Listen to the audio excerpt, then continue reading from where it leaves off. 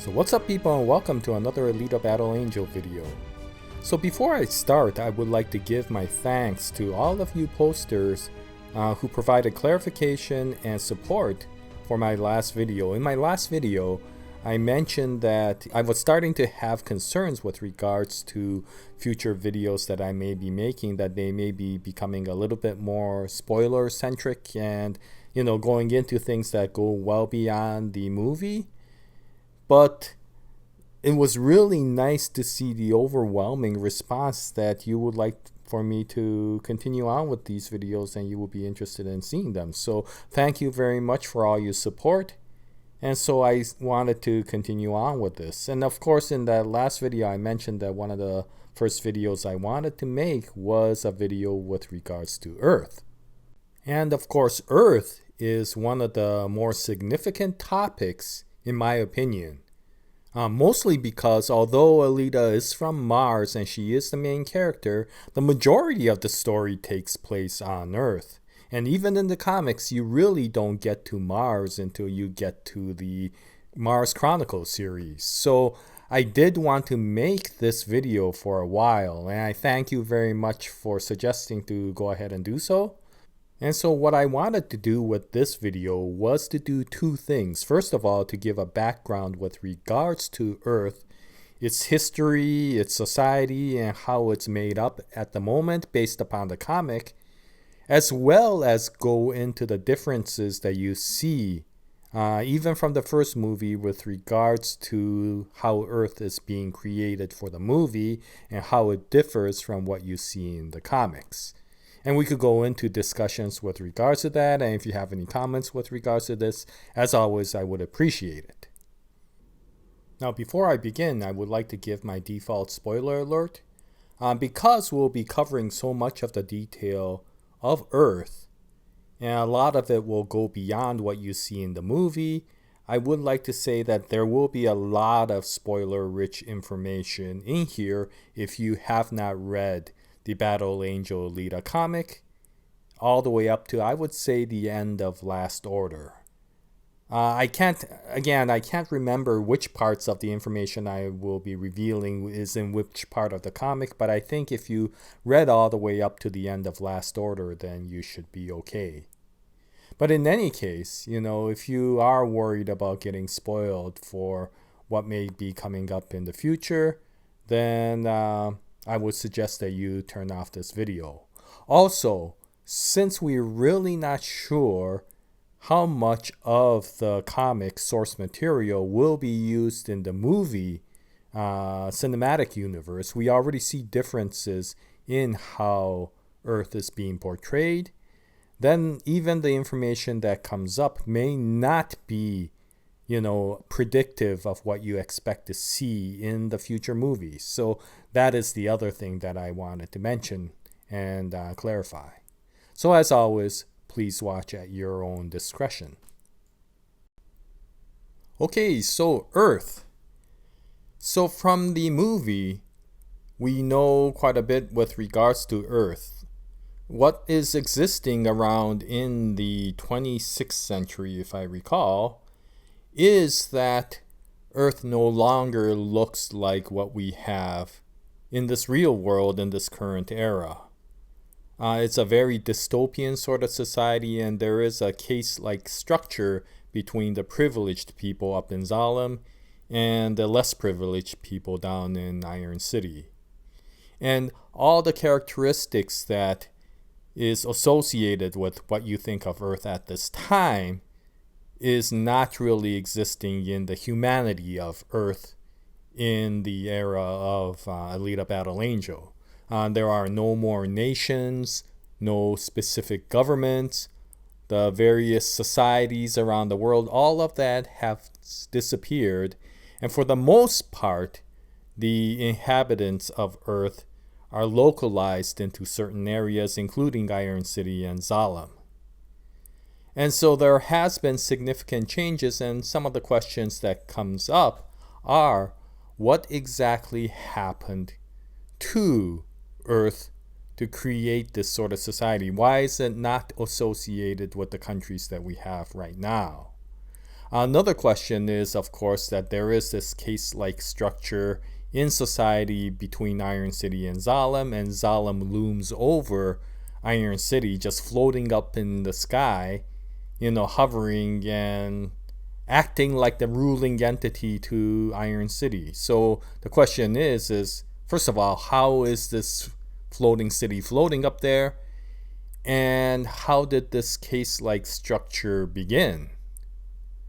And third is, of course, since the United Republic of Mars attacked Earth, then there must be things that go beyond what we see in Iron City as well as Zalem. And so what exactly is the structure of Earth in total, and how is it related to these Martians? Where did these Martians come from, and how come they are not little green men? And so with regards to these three questions, they are somewhat interrelated, and probably there are key factors with regards to the history of Alita Battle Angel that basically answers these questions. What exactly happened to create the Earth that you see in the movie?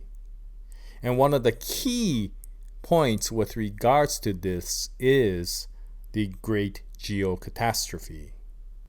And so in the comic, the Great Geocatastrophe is a major global calamity that occurred that basically destroyed all of the nations all at once. And the catastrophe is basically an asteroid, a huge one, hitting Earth. And then, of course, that created a major destruction throughout the entire planet, and it killed most of the people during that collision. However, after that, there was also a significant amount of debris that got shot up, and because of that, it created 70 years, if I recall, of Ice Age, and that also continued to eradicate whatever civilization was existing. And so because of that, what we see right now, the nations, the countries, the governments, all of that got destroyed in an instant due to that geographic catastrophe.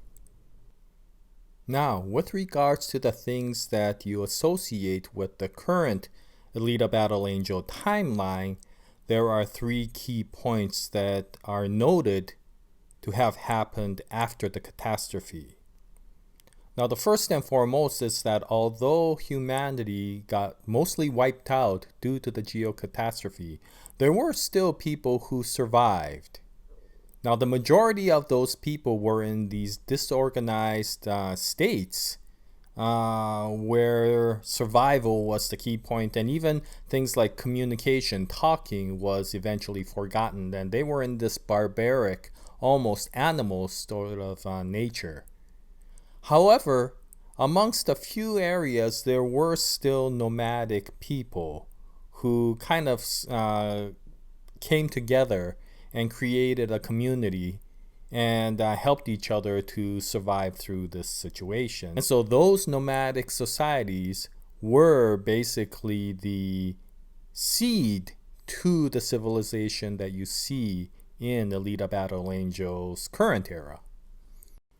The second point is that there was a resurrection in science and technology. And this was due to the fortunate situation of the discovery of Merlin. Now, Merlin was an experimental quantum computer that was being developed to create artificial intelligence, even cognizance, and to help predict situations that may eventually be problematic to society.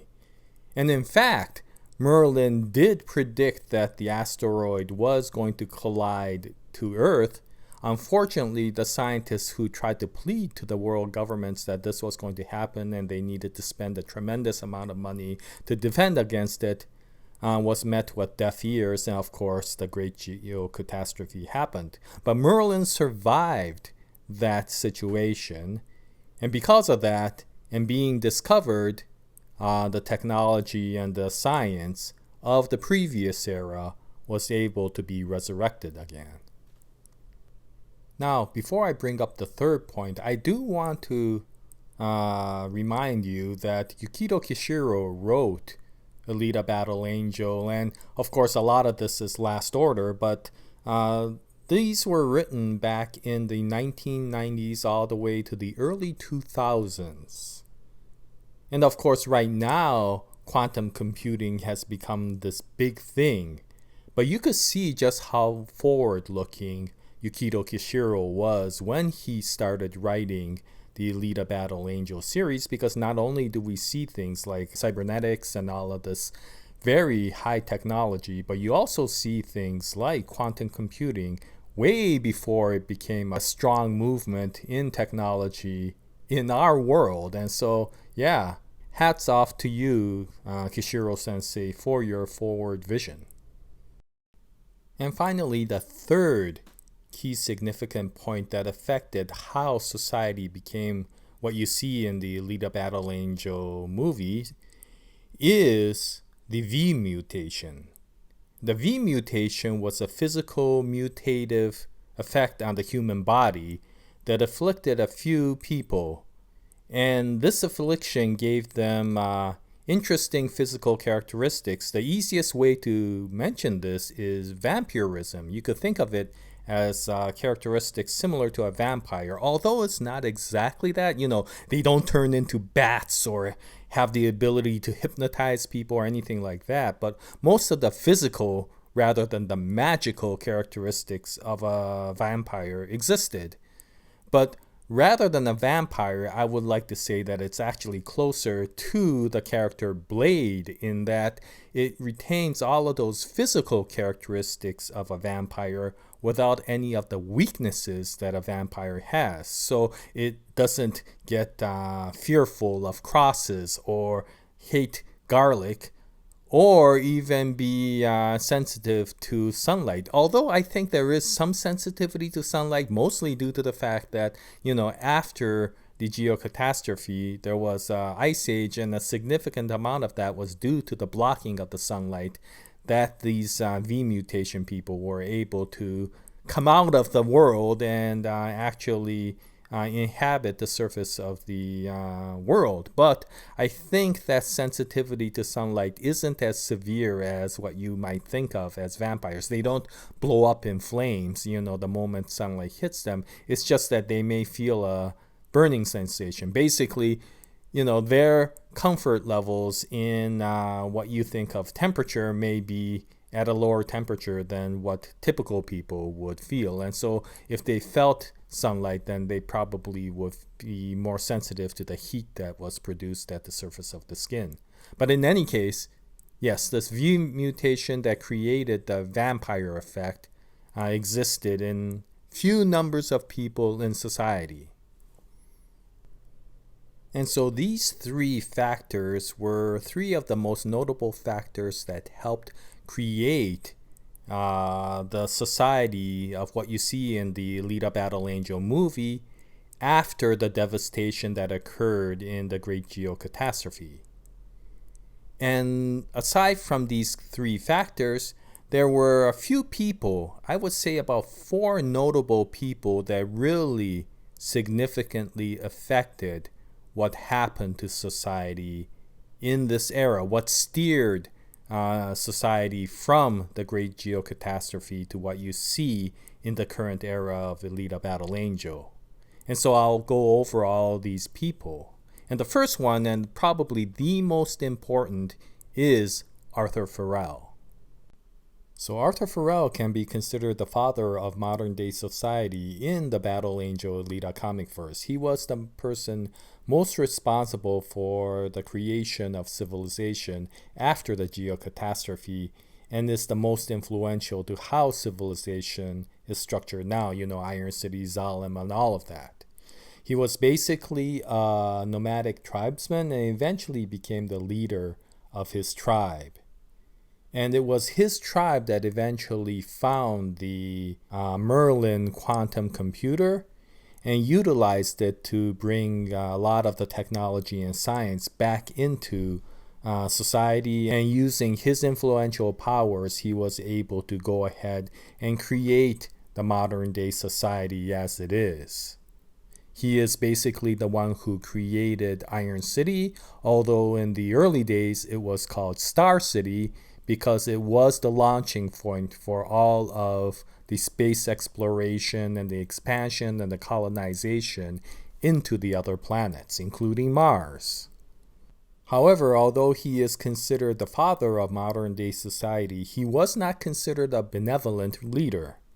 He was pretty ruthless in his actions, and he understood through the experiences that he had that being kind wasn't always the best way to be successful. If he wanted civilization to come back, then he understood that he had to take sacrifices, and society had to take sacrifices so that it can come back to being a modern day society as we see now. He understood that there was going to be a lot of opposition, and he couldn't be fair or kind to the opposition. He was very ruthless in leading society back into the civilization, and that may be one of the reasons why Iron City and Zalem has this kind of oppressive structure, because of the fact that he understood that some of the things had to be forced into society so that society will be able to survive into the future. And so working with the Melchizedek, which was the evolution of Merlin, the quantum computer, and using its cognitive calculations, he moved society forward in the way that was the most survivable. Maybe not the most ideal, but the most probable in being able to get through the future. And because of that, there are these things where Zalem is a full controlling entity over Iron City, because he understood that if Iron City got too much freedom, then there was too much chaos in society that he would not be able to control it enough to move it forward. If there was opposition, he would smash it down right away. And especially when into the colonization of space, there was a lot of people who opposed it because it took a lot of dangerous risks. But he basically argued against those opposition by taking them out. Public executions and hangings were typical in his lifetime.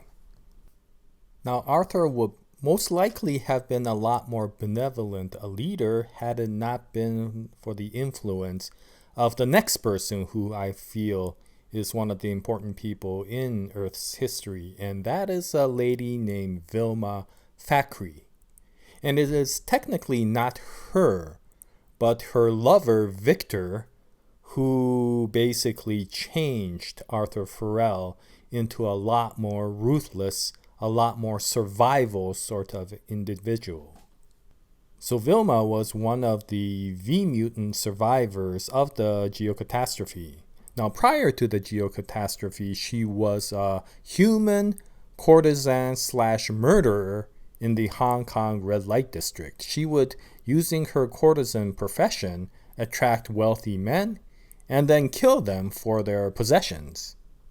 She was an expert in kung fu martial arts, and using those martial arts, she would be able to successfully take out her victims. Until one day, she met a gentleman named Victor, and although she went through her usual techniques and her martial arts, she was clearly outmatched by Victor, and so she was taken down herself.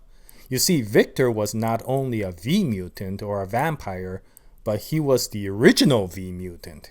Yeah, you could think of Victor as your typical major antagonist that you always see in movies like Blade or Underworld. Yeah, it's that sort of guy. Okay, think of that sort of antagonist, and you will get a good idea of who Victor was. So anyway, Victor, after taking Vilma down, really got impressed and became attracted to her. So he offered her the ultimate gift of transformation into a V-mutant, and considering the fact that she knew that she would be killed if she refused, she accepted. Now, I should mention that only 1% of anybody who accepts transformation actually survives the transformation. But in this case, Vilma survived the transformation, and that made Victor even more attracted to Vilma. Of course, they became a couple Not married, but you know, basically lovers. So with the kung fu skills that she already had, combined with Victor's tremendous fighting knowledge and experience, she became a really strong fighter. And then when you amplified it with the cognitive, really enhanced sense capability that her V mutation gave, and the superpower and the super speed, you could think of her senses as being something similar to Spider-Man's spider senses. She became one of the strongest characters in the Battle Angel Alita comic verse. Yeah, she is a really powerful fighter. Now fast forward to post Geocatastrophe, and you find Vilma, Victor, and their small band of vampires, or V-mutants, wandering around the wasteland, the snowy wasteland, trying to survive. They would hunt humans for food. And since there was no civilization anymore, it was relatively easy for them to hunt for humans. Unfortunately, during one of the situations, Vilma almost gets killed. You really can't get killed if you're a V-mutant, but almost taken down when she falls off a ledge when it breaks during a battle, but is rescued by Arthur Ferrell's grandfather, who eventually befriends Vilma and suggests that Vilma, Victor, and all of the V-mutants come to their nomadic tribe to live peacefully, which Vilma happily accepts because she never really wanted to be a violent character. Fortunately, due to some betrayal by other members of that tribe who didn't want vampires there and who ambushed the vampires, it basically became a whole bloodbath where the vampires killed everybody in that tribe, save John. And the only reason why Victor didn't kill John is, of course, he was the one who saved Vilma's life. But he is left out in the cold, and if you want to see the detail, hear more of the details of what really happened, you should go read Last Order. But in any case, we then time skip even further. And eventually they meet up with a new gentleman named Arthur Ferrell, and they find out at that time that 50 years has already passed between their last meeting with John and their meeting with Arthur, who of course is John's grandson. And he is very hesitant to bring any of the vampires in because he's heard about the massacre in the past. However, he also knows that John wants to meet with Vilma again, and so since John is now at his deathbed being very old, Arthur brings Vilma alone in to meet with John. It is during this time and some actions by Vilma, who saves Arthur's life, that Arthur starts befriending and trusting Vilma.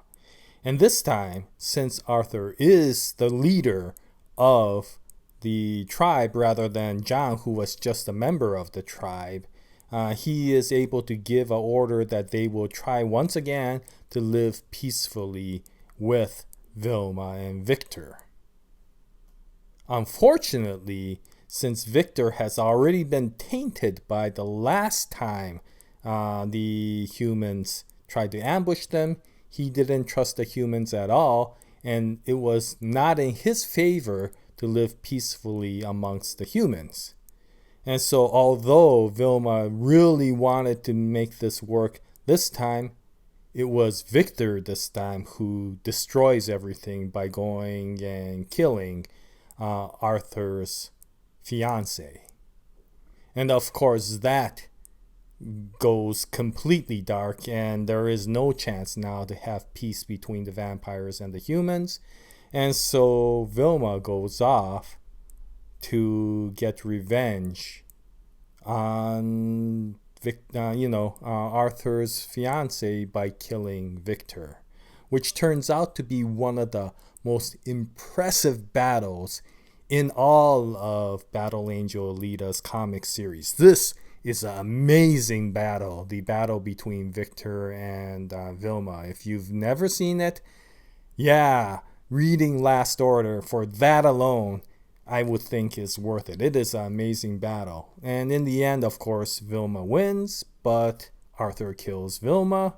And we now time skip forward because, of course, as much as Arthur kills Vilma, Vilma is a vampire. So secretly, he stores her body somewhere to at a point when some grave robbers desecrate her grave and unfortunately become her first snack after resurrection. You know, she wakes up to find a fully civilized Star City and the extremely old Arthur Ferrell. Of course, the Arthur she meets is a very different Arthur than the one she originally knew. He has become an extremely cold, ruthless dictator that ruled Iron City with basically an iron fist. And she realizes, of course, that it was his experience with her and Victor that turned him into that cold person. He eventually realizes that through the death of his fiancée, that kindness is basically equivalent to weakness, and survival is far more important than ethics. And it was necessary to drive humanity to the ultimate, to its very edge, to make sure that civilization can come back and grow and prosper to the levels that will make sure that it was survivable. And if it meant that he would have to throw away his ethics to do so, so be it. And because of that, once again, that is one of the reasons why Iron City and Zalem look the way it does in its oppressive state, because of the fact that Arthur laid the foundation for that sort of structure. And through the use of the Melchizedek, which was originally Merlin, and using its cognitive capabilities, Arthur would basically use that calculation to move civilization forward. And so between the two entities, they were successfully able to resurrect civilization back to Earth, and at the same time, then look outward into space and start the space colonization, expansion, exploration that eventually resulted in the creation of the great sky cities like Zalem, as well as the colonization into the different planets, including Venus, Mars, and Jupiter. And it is at this point when Vilma is assisting and protecting Arthur while he does his great expansion that we are greeted with the next influential person. Now, this person is really not influential towards the development of Earth. However, he is very influential towards the world building for the Battle Angel Alita comic verse. And it may be the same for the Alita Battle Angel cinematic universe, depending upon how the directors will go ahead with the storyline. And this is a person that Vilma Thackeray rescues during this time when she is assisting with Arthur Ferrell's expansion. She meets this person when he is a baby boy, and she rescues this baby during this event. And since the baby's parents are both dead, she decides to take the baby in and have the disciples of her martial arts school raise the baby boy. And this baby boy's name is Tiger Sour. And eventually, after leaving Earth to go towards the colonization of Mars, somewhere along the way, this person grows up and gets a cybernetic body. I think he is a total replacement cyborg, although the comic never really states that. And using his knowledge of the martial arts, as well as the experience that he gets through the battles that probably occurred during the colonization, he eventually opens his own school of martial arts. The first martial arts school specifically focused towards cybernetic entities. And that school and that martial arts is called Panzerkunst. And so as you can see, Vilma is a very influential person because of the fact that not only was she involved with the helping and the assisting of Arthur Ferrell, but she also was the one that rescued Tiger Sauer when he was a child and helped him become the founder of the Panzerkunst Academy. And so now, returning back to Earth, with all this expansion and space exploration underway, Earth decides to undergo yet another huge project, which is to develop this huge superstructure called the Orbital Ring / Space Elevator. And if you want to know what an orbital ring is, just Google it, Orbital Ring and Space Elevator, and you will get some examples of what orbital rings should be. These are, real world concepts of things that may happen in the future. And, departments such as NASA and such have considered space elevators and orbital rings. And so it's interesting that you see them in this particular, comic verse. But in any case, yes, they were developing this huge ring that spanned the Earth. And the whole purpose of that was you could launch space vehicles from the orbital ring without having it have to go through the burden of landing on the Earth. And then any of the, people or the items that the space vehicles were carrying can go up and down the space elevator to get to the surface of the planet. And so their design, at least in the Battle Angel Alita comic verse, was an orbital ring with 2 space elevators. One of the space elevators was called the Jerusalem Space Elevator, and the other space elevator was called the Ziggurat Space Elevator. And in each of these, there were kind of stations / cities with inhabitants that helped manage the day-to-day operations of the space elevator, as well as the orbital ring, as well as any of the space vehicles that came and went to and from Earth. And for the Jerusalem Space Elevator, there were 2 stations / cities. One was called Jeru at the top of the space elevator, and the other was called Zalem at the bottom of the space elevator. And the one at the bottom of the space elevator was the one that was right above the original Star City, which is now called Iron City, and was originally physically connected to the city. Now the other side, of course, is the Ziggurat Space Elevator, and it also potentially has 2 cities. Although the comic doesn't delve into it too much, supposedly there's supposed to be a city at the top called Zig, and a city at the bottom called Gurat. In the case of Ziggurat, which is basically architectural design for a large tower, I guess Yukito Kishiro originally named it that to reference the Tower of Babel. So, in any case, although the Ziggurat space elevator existed, the majority of the control occurred at the Jerusalem space elevator because that is where Arthur Ferrell originated his entire expansion, and eventually that is also where the Melchizedek / Merlin, that cognizant supercomputer, the quantum computer, that is existing in the Jerusalem space elevator. So the Jerusalem space elevator became the central point of this orbital ring. And now fast forward to the time, of the Terraformer Wars. Colonization has already succeeded. Space travel is a regular entity. The orbital ring and space elevators are completely done.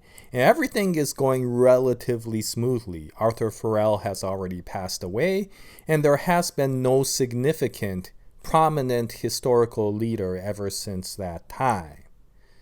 However, of course, now with the colonization of Venus and Jupiter, there became a strong demand and competition for the use of resources all over space. You know, there are many planets in space, and who gets to mine and get those resources became a major thing. It eventually got to the point that it was so bad that they eventually went to war.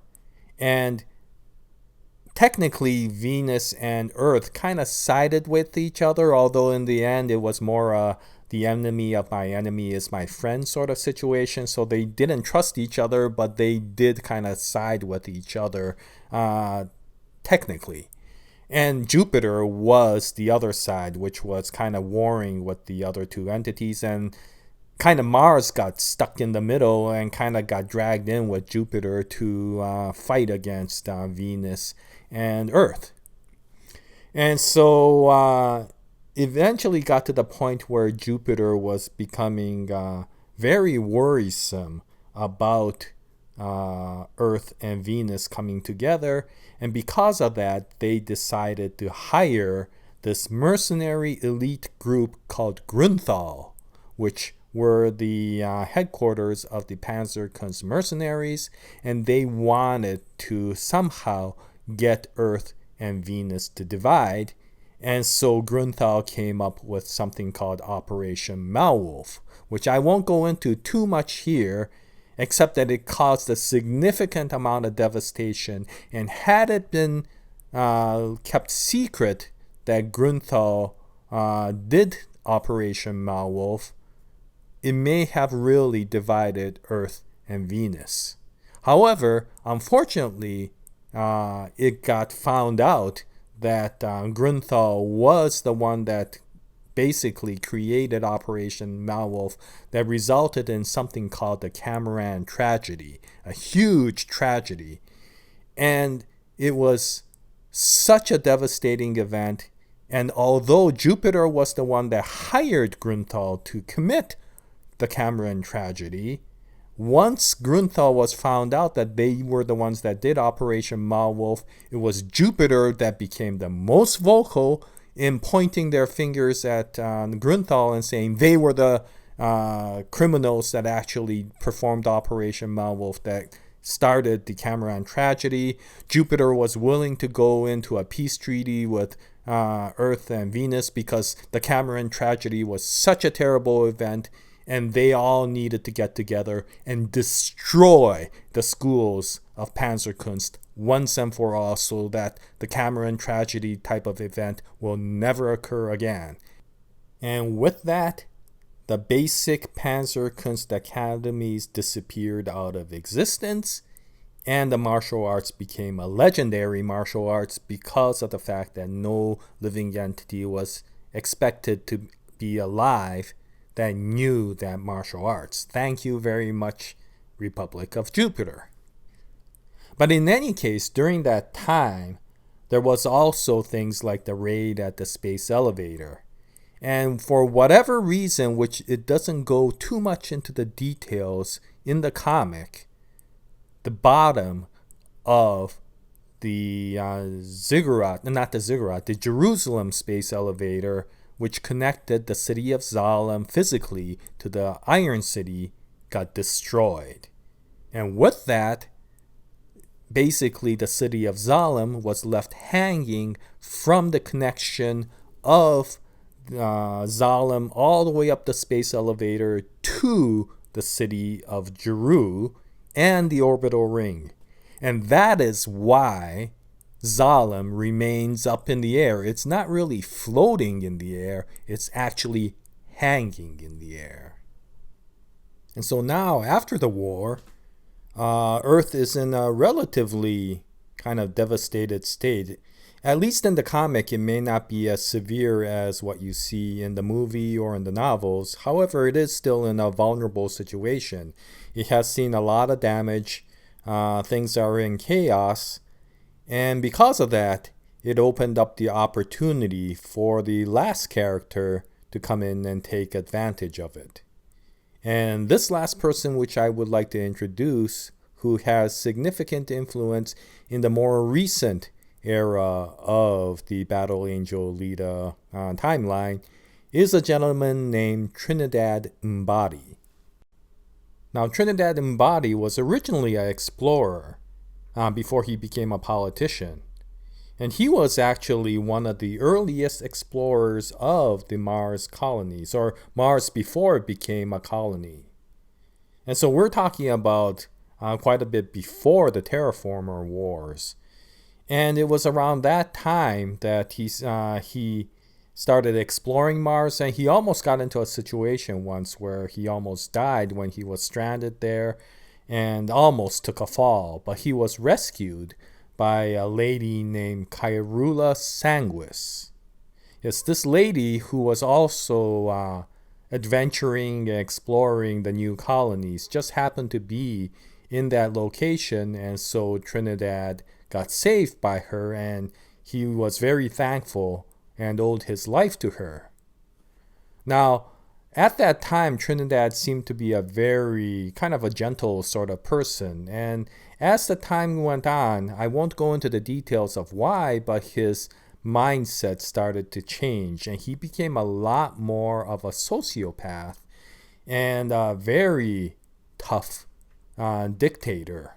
He learned the technology of Methuselization, which was the research into immortality, and using nanomachines that can help self-correct any sort of defects in your body, he was able to live for many hundreds of years. And so although the original Trinidad Embody, who was saved by Kairula Sanguis, oh, by the way, Kairula Sanguis is this lady explorer adventurer who originally went by a different name. She went by a name of Vilma Thackeray, but once she went into space, she changed her name to Kairula Sanguis. At that time when he was an explorer, as much as Trinidad was a much more gentler soul, by the time we get to post, the Terraformer Wars, he has become a domineering, very power-hungry sort of dictator. And when the disorganization occurred in Earth, he found that this was an opportunity for him to take advantage of it and kind of take over the situation. And so after the whole Cameron tragedy, there seemed to be a need for better governance of peace between the planets. And so Trinidad took this opportunity to create an organization called Ladder, which on the surface kind of looks like a NATO. It's basically an organization stationed in Earth, headquartered in Earth, but is there to promote and govern the peace between the various planets. And Trinidad Embody turns out to be the leader of that latter organization, which now basically has full control over the Earth's governments. And it does so because of the fact that, of course, Trinidad set up that organization that way, but also because of the fact that he was able to get hold of the Melchizedek, the super quantum computer, and using its capabilities, just like Arthur Ferrell, take over the organization of Earth. And so now if you look at the general structure of the Earth civilization, at least near the Jerusalem space elevator, you physically see that there is Iron City, and above it there's Zalem. And of course, if you go into the comic, if you go up the space elevator, you eventually get to Jeru. And the government's order of rule, I guess, also goes in that manner. If you were to think about it from a corporation, for example, you could think of Iron City as the factories that basically produce all the things that are necessary. The corporate headquarters of that company will then be in Zalem. And that will be the one that's managing all of these factories on a day-to-day operation. However, there is an invisible kind of board of directors / management team that sits in Jeru and makes sure that the corporate headquarters is focusing in the right manner, acting in the right manner. And at the top of that food chain is Trinidad Embody. And so although this is mostly from the comic, there is a possibility that this sort of structure may also exist in the Alita Battle Angel cinematic universe. The reason I say that is if you recall, when Alita was fighting Gruishka underneath the Kansas bar in the sewers, Gruishka mentioned, "Welcome to my world," and he starts talking about the layers upon layers of worlds, how one sewage of one world fed into the other world, and it all ended up in the bottom. And so if that's the case, that indicates that there are multiple layers beyond just the two that you obviously see of Iron City and Zalem. And so if the bottom is the sewers that Gruishka is talking about, then of course the top may be someplace like Jeru. And so that is something that will be interesting to see. And of course, the other similarity that you see between the comic and the movie cinematic universe is that not Jeru, but Zalem is definitely not the paradise that people think. I mean, you see it from the eyes and the discussions of somebody who lived in Zalem, such as Ido, and you also understand that if Nova is up there in the city, then it's definitely not a nice place to live. And in fact, that also, of course, brings up a point with regards to Hugo actually trying to climb up that cable.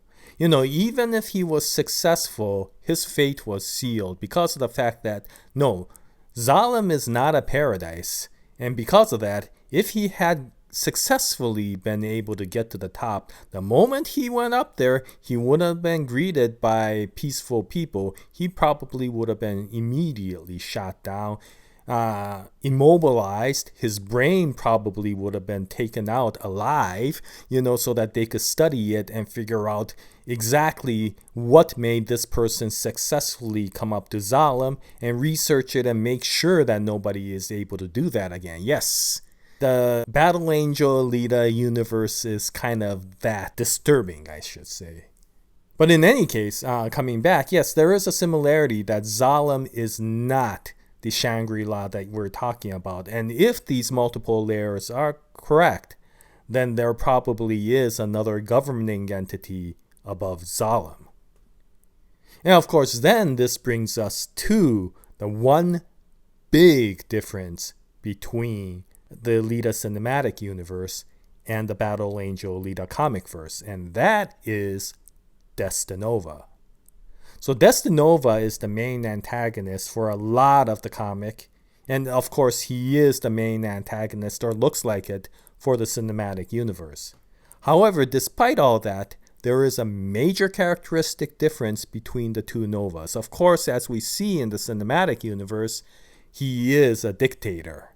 He's almost kind of like a Arthur Ferrell, but I'll go a little bit more into detail later.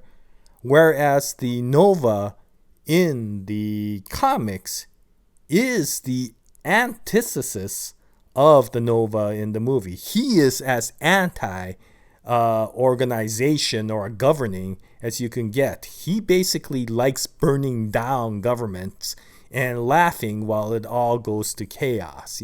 He was exiled out of Zalem in the comic because of the fact that they couldn't trust this guy, and he was such a genius that he became a major threat to the city, and so they exiled him. Whereas, of course, in the cinematic universe, he is considered the leader of Zalem. So my feeling is, or one possibility is, that Nova is playing multiple roles in the movie. He may be playing the role of Arthur Ferrell in the sense that he helped rebuild Iron City and Zalem after the fall. into what it is right now. And despite all the difficulties and despite some of the unethics, he was able to successfully bring it back, similar to Arthur Ferrell. But on the other hand, I don't think he is as self-sacrificing as Arthur Ferrell. Arthur Ferrell always did what he did and was ruling with an iron hand, not because he wanted to benefit himself, but he thought that that was the only way society could survive in that sort of climate. Whereas Nova in the movie seems to be doing it for a lot more self-benefit. And if that's the case, the Nova in the movie, I feel, has a lot more characteristics also similar to Trinidad Embody. But at the same time, neither Arthur Ferrell or Trinidad Embody were really hardcore scientists, whereas I think the Nova in the movie is still very much a hardcore scientist. And if that's the case, then you also have the persona of the original Destinova from the comic in the Destinova in the movie. And so it may be a conglomerate of multiple facets of characters that were put together and needed to be put together to create this one overseeing antagonist in the movie. And that will be interesting to see how they portray it. But if the layers upon layers upon layers of the cities, I should say, is true, that situation, and if the cinematic universe also has multiple layers going from the sewers to Iron City to Zalem to Jeru to whatever is controlling Jeru, then since Nova is in Zalem and not up in Jeru, there may be yet another governing entity up there. And for all we know, it may be a person, such as another, Trinidad Embody, more powerful up there, or it may be the Melchizedek, who basically, went on Skynet and took over control of everything, and now nobody has the ability to control anything. It's all just dominated by the computer, who statistically calculates everything out and then decides how to determine society's fate. And if that's the case, then I could see the original ending from the original series could still be the case, because of the fact that as much as Nova is up in Zalem, there may be a necessity for Alita to go higher than Zalem to be able to save the world from the wrath of the Melchizedek, which of course was somewhat the ending of the original series.